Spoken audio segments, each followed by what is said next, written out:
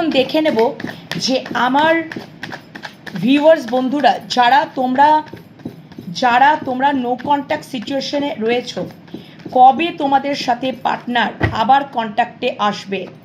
আমার ভিউয়ার্স বন্ধুরা যারা তোমরা নো কন্ট্যাক্ট সিচুয়েশনে রয়েছো, তোমাদের সাথে তোমাদের পার্টনার কবে কন্ট্যাক্টে আসবে। তোমরা যারা নো কন্ট্যাক্ট জোনে রয়েছো, তোমাদের পার্টনার কবে কন্ট্যাক্ট করবে চলো দেখে নিই। Thank you so much. কবে কন্ট্যাক্ট করবে, কবে কন্ট্যাক্ট করবে, কবে কন্ট্যাক্ট করবে। আচ্ছা আচ্ছা, তোমাদের সাথে অবশ্যই একটা কনফ্লিক্ট বা ঝগড়াঝাটি এই সমস্ত হয়েছে অবশ্যই, যার জন্য তোমরা নো কন্ট্যাক্ট সিচুয়েশনে চলে গেছো।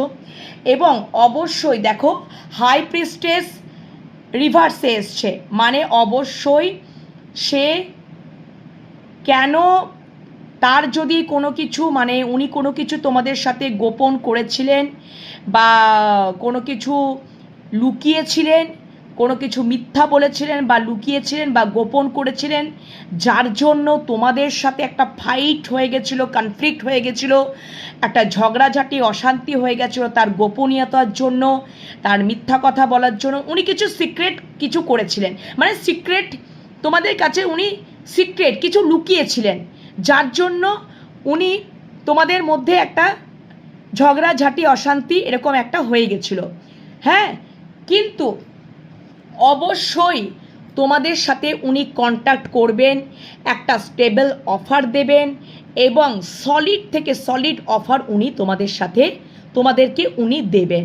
ঠিক আছে, সলিড থেকে সলিড অফার, সলিড প্রপোজাল এবং অবশ্যই লং টার্ম একটা নিউ স্টার্ট উনি করবেন এবং যেখানে স্টেবিলিটি পুরোপুরিভাবে থাকবে। আর কি দেখাচ্ছ ইউনিভার্স।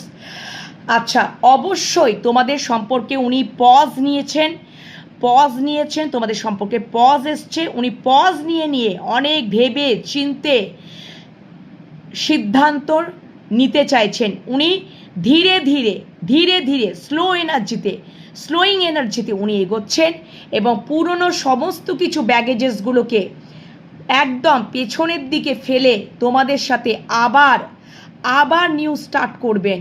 সম্পর্কটা ক্ষেত্রে যদি কোনো রিস্কও থাকে সেটাও উনি নিতে চাইবেন, সম্পর্কটা আবার নতুনভাবে শুরু করবেন।